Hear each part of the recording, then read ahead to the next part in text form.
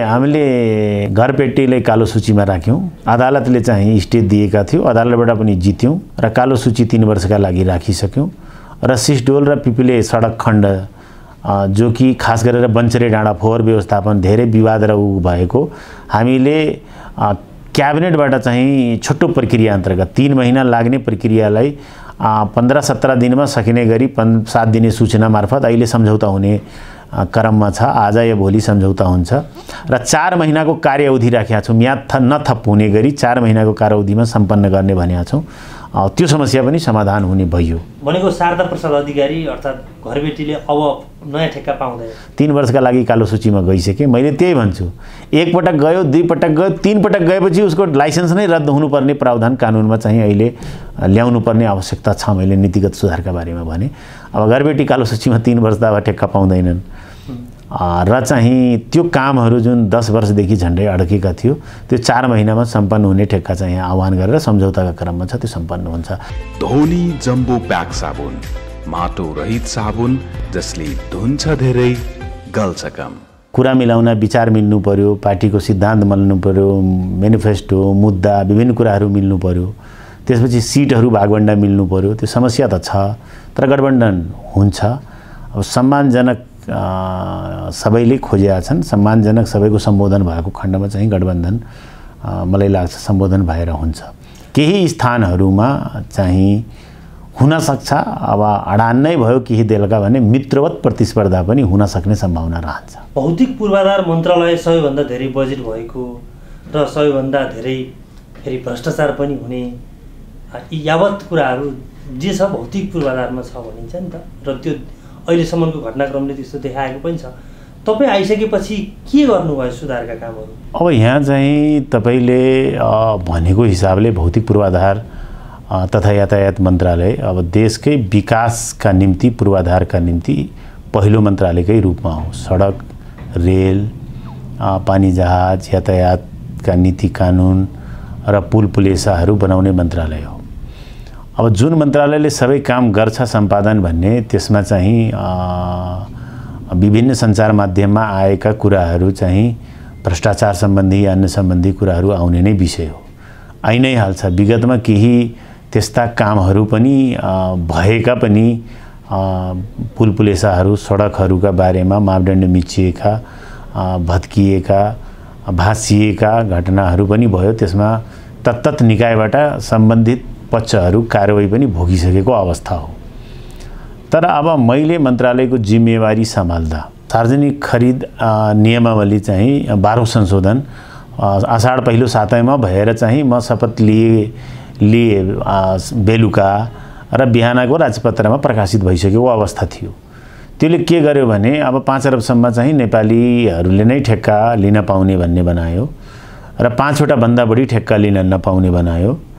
र चाहिँ अर्को कुरा के भन्यो भने अलि प्रतिस्पर्धा होस् भन्ने पहिला 80% 1 अरबको ठेक्का लिनका लागि 80% कार्य अनुभव हुनुपर्ने भन्ने त्यसलाई घटाएर 60% मा झार्यो।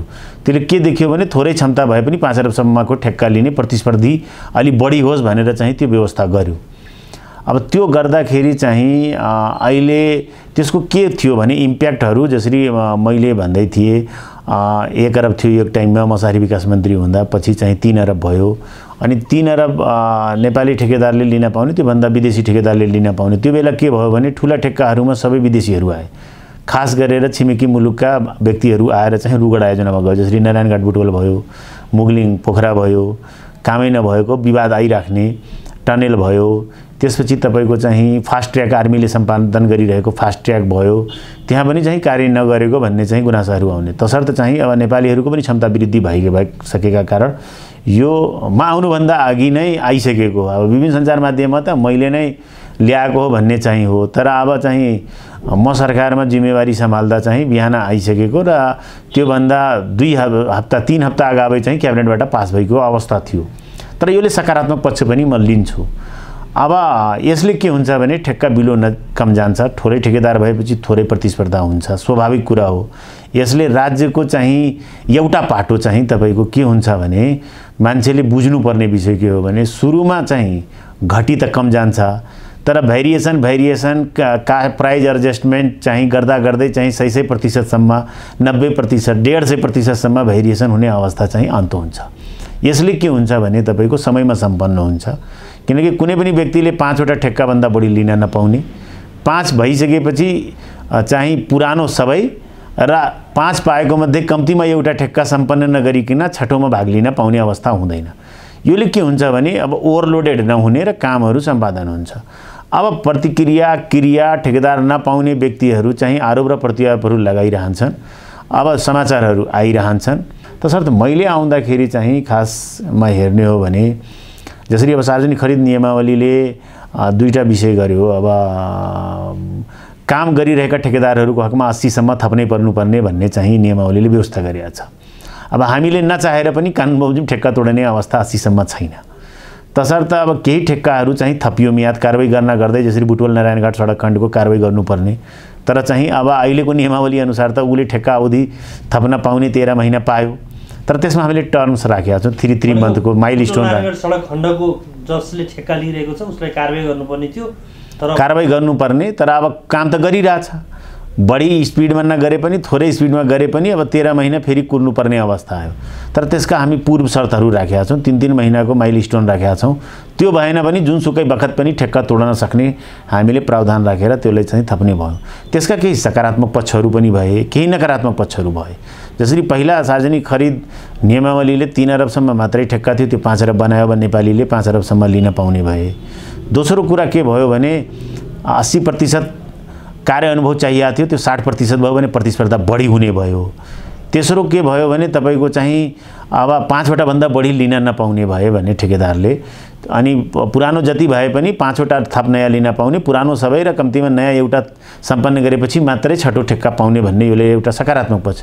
एउटा नकारात्मक पक्ष पनि यसबाट चाहिँ हामी के हो भने अब थोरै चाहिँ अब जेसीबी छ, मान्छे 2 वटा छ, फाउडा चलाइरहेछ, बेल्चा चलाइरहेछ भने त्यसलाई म्याद थप्नुपर्ने 80 सम्म जुन बाध्यात्मक पक्ष हो त्यसलाई म सकारात्मक पक्षमा नभए पनि थोरै चाहिँ यसका अब काम गर्ने अवसरको रूपमा राज्यले दिएको नियमावली चाहिँ म त्यसलाई लिन्छु।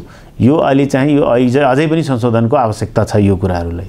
अब तेस्रो कुराहरू चाहिँ विभिन्न हुन्छ। भ्रष्टाचारको कुरा तपाईले भन्नुभयो, प्याकेजिङ गरियो, ठ्याक्कै त्यस्तो बनाइयो भनेर चाहिँ अब विगतमा चाहिँ सञ्चार माध्यममा चाहिँ थोरै नेपालीहरूले 3 अरबसम्मको ठेक्का लिन पाउने भन्ने व्यवस्था हुँदा सबै विदेशी आयो रे, बर्बाद गर्यो भन्ने चाहिँ आरोप लाग्ने। 5 अरब राज्यले गर्यो भने मैले होइन, अब सार्वजनिक खरिद अनुगमन कार्यालय प्रधानमन्त्री मातहत सबैको सुझाव लिएर चाहिँ त्यसलाई संशोधन गरिएको हो। अब त्यो संशोधन भइसकेपछि अब सेटिङ गर्यो भनेर भन्छन्। मानुस् न होला कि 1000 किलोमिटरको एउटा चाहिँ त्यसको एलाइनमेन्टहरू छ। पुष्पलालको होला, मध्य पहाडीको होला, ठीक छ, मदन भण्डारीको छ, त्यसपछि तपाईको उत्तर दक्षिण छ, त्यो 1000 किलोमिटर भन्दा बढी छ। अब 1000 किलोमिटरको ठेक्का त निकाल्न सकिन्न। एउटा जिल्लाको दर रेट फरक हुन्छ, अर्को जिल्लाको दर रेट फरक हुन्छ त्यो वस्तुहरूको। त जति योजना आयोग र अर्थ मन्त्रालयले सहमति प्रदान गर्छ, जतिको हामी चाहिँ सम्पन्न गर्दै जान्छौँ, एकै पटक त खरबौं रुपियाँको सहमति पनि अर्थ मन्त्रालयले दिन सक्दैन, व्यवस्थापन पनि गर्न सक्दैन। त्यो कुराहरू छ। त्यसले गर्दा चाहिँ सबै किसिमको ठेक्काहरू निस्किने र कम्तीमा सम्भवतः एउटा जिल्लालाई एउटा प्याकेजको रूपमा बनाएर चाहिँ अगाडि बढ्ने भन्ने चाहिँ त्यो अहिले परिपाटी मन्त्रालयहरूमा छ। अब हामीले के गरेका छौँ भने अहिले सुधारका कुरा गर्ने हो भने रोगोड आयोजनाहरू जति छ, पुलहरूमा आउँदा 134 वटा जति थियो, 134बाट चाहिँ 84 मा थियो र चाहिँ त्यसलाई अहिले 34 मा लगभग 30-34 मा चाहिँ झारिसकेको अवस्था हो।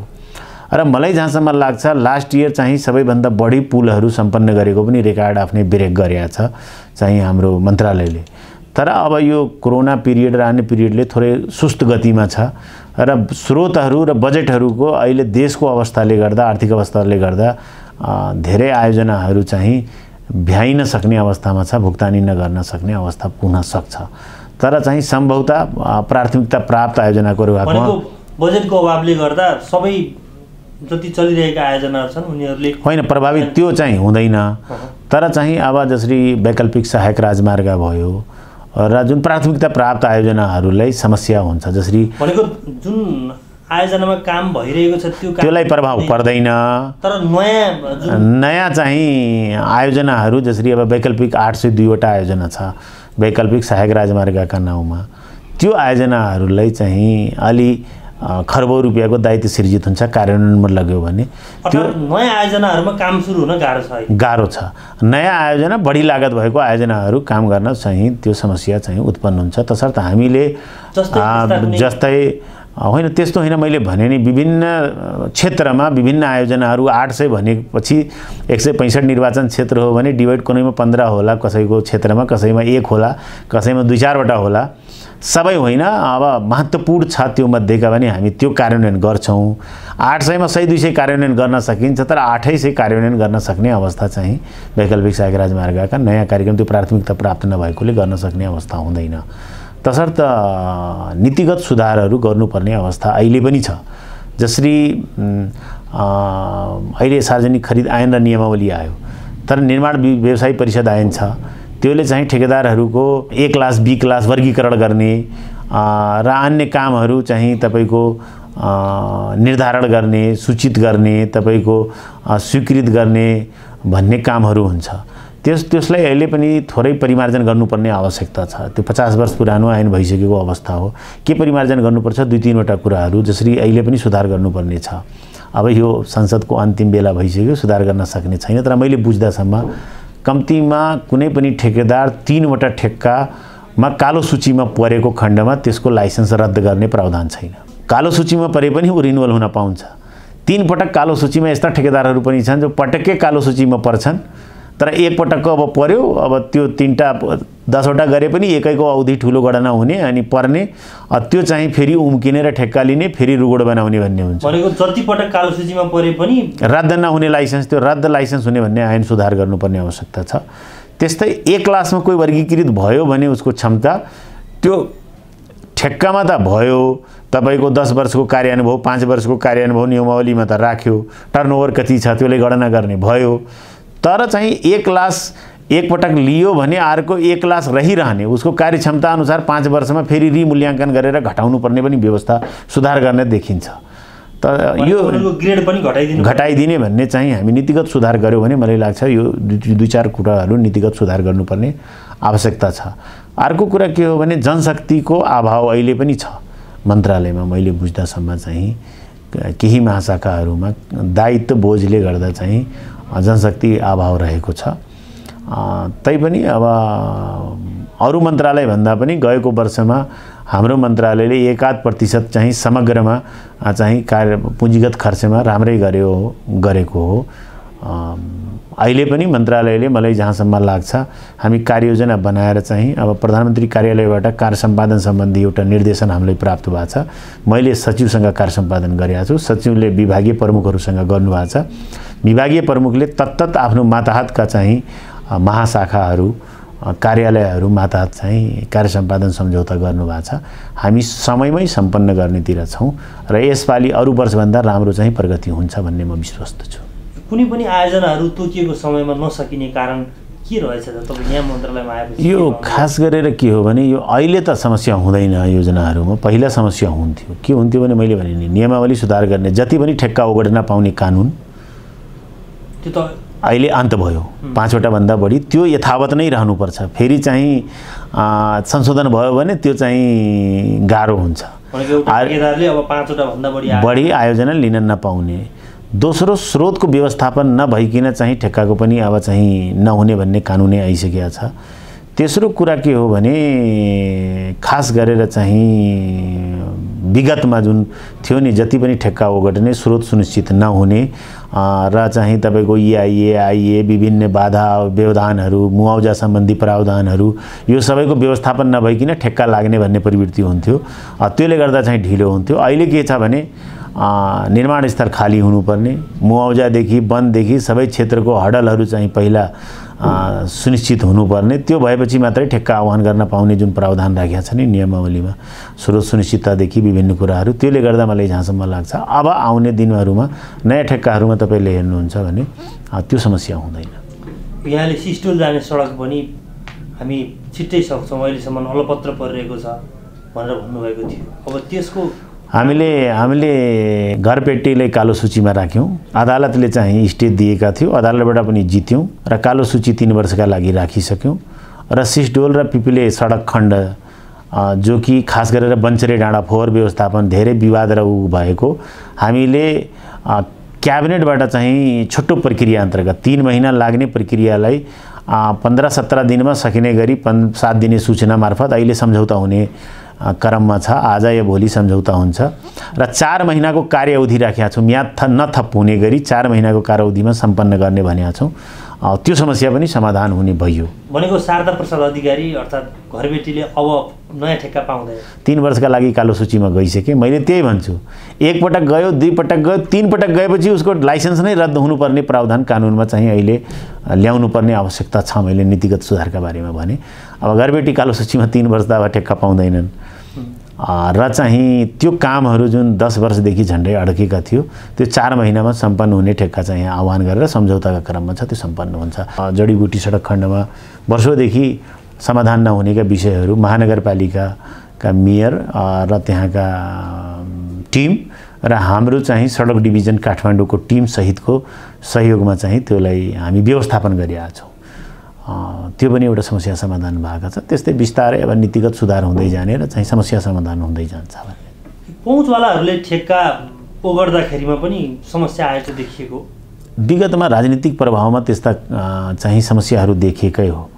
तर अब मलाई जहाँसम्म लाग्छ यो वर्तमान नियमावली जुन संशोधन भयो 5वटा ठेक्काको, अब जति पहुँच भए पनि 5बाट 6वटा ठेक्का हुन सक्दैन। अब 6 ठेक्का भएन भने त कार्यबोझ थोरै हुन्छ भने काम पनि समयमा सम्पन्न हुन्छ। अहिलेसम्म त यथार्थ हो, म्याद थप गर्ने, जरिमाना नलगाउने, त्यो राजनीतिक पहुँचकै आधारमा चाहिँ ओगेट्ने भन्ने त्यसले चाहिँ समस्या देखाएकै हो र त्यही मेन समस्या हो। अहिलेसम्म कुनै न कुनै सबैभन्दा पुरानो पार्टीको 100वटा ठेक्का होला रुगुडमा भने त्योभन्दा अलि चाहिँ नयाँ पार्टीको चाहिँ 70 होला, त्योभन्दा अलि नयाँ पार्टीको 50वटा होला, त्योभन्दा अरू नयाँ पार्टीको 5-10 होला भन्ने त्यो राजनीतिक पहुँचकै आधारमा त्यस्ता चाहिँ दुर्घटनाहरू चाहिँ यो निर्माण क्षेत्रमा चाहिँ देखिएको हो। अब यो नियमावलीले चाहिँ धेरै कुराहरू सुधार गर्छ। अब त्यो नियमावली ल्याउनेमा मेरो कन्ट्रिब्युसन नभए पनि मभन्दा पहिलाका नेतृत्व र प्रधानमन्त्री खास गरेर चाहिँ सार्वजनिक खनिज अनुगमन कार्यालय, प्रधानमन्त्री तथा मन्त्री परिषद कार्यालयको चाहिँ क्षेत्राधिकारभित्र पर्ने विषय भएकोले त्यो आएको हो। त्यो धन्यवादका पात्र नै हो, जे होस् भन्ने चाहिँ म भन्न चाहन्छु। सत्ता गठबन्धनले निर्वाचनमा सिट बाँड्नका लागि भनेर लामो समयदेखि तयारी गरिरहेका छन्, तर त्यो हुन सकिरहेको छैन। बरु गठबन्धनभित्रै विवाद उत्पन्न भएको जस्तो देखिएको छ। अब 1-2 पार्टीभित्रै पनि नेता भएपछि विवाद हुन्छ। अब यो फरक फरक राजनीतिक दल, त्यो पनि अब यो गठबन्धन भनेको भर्खर चाहिँ अरू देशहरूमा छिमेकी मुलुक भारतहरूमा चाहिँ त्यस्ता देखिन्छ गठबन्धनहरू चाहिँ एनडीए, यूपीए, वाम घटक।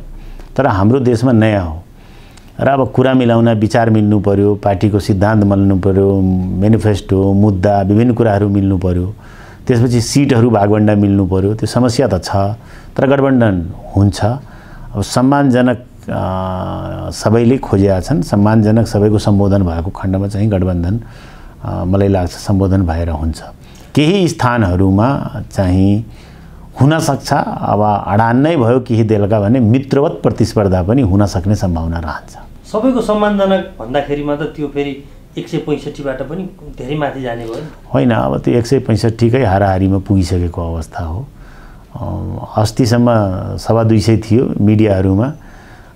पहिलो दिनकै बैठकमा चाहिँ त्यो चाहिँ 200 भन्दा तल आइसकेको थियो। अहिले 5-10 मात्रै तलमाथि छ। आज भोलिसम्म चाहिँ त्यो पनि विषय टुङ्गिन्छ। तर अब केही स्थानहरूको हकमा मित्रवत प्रतिस्पर्धा पनि हुने सम्भावना रहन्छ।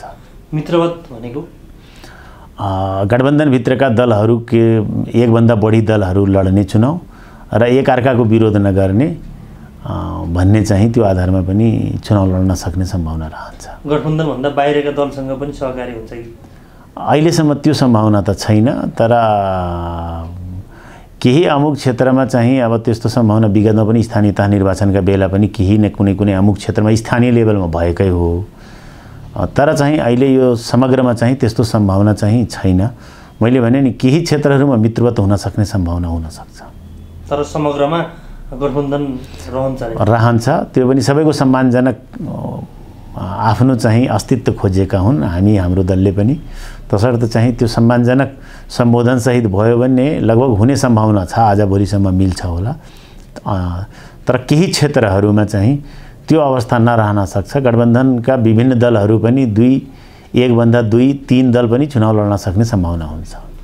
तपाईँको पार्टीको अध्यक्षले यस्तै अवस्था रहिरहने हो भने अथवा सम्मानजनक स्थिति नहुने हो भने हामी बाहिरिन्छौँ भनेर भन्नुभएको छ, त्यस्तो स्थिति आउँछ आउँदैन? अब त्यो त ठुला दलमा भर पर्छ। गठबन्धनका ठुला घटक खास गरेर नेपाली काङ्ग्रेस र नेकपा माओवादी केन्द्रमाथि नै भर पर्छ। तपाईँको पार्टीको यति नै सङ्ख्या भन्ने केही छ? होइन, अब सुरुमा 32वटा चाहिँ मागिएको थिएँ। अब मिल्ने क्रममा त अगाडि पछाडि हुने नै हो। मैले भनिसकेँ नि, 235-40 सबै गठबन्धन घटकको माग थियो। अनि पहिलो दिनकै बैठकमा 200भन्दा तल्ली आइसक्यो, 35-40 के 50 सिट घटिसक्यो। अब धेरै टाढा छैन, मिलिहाल्छ भन्ने छ।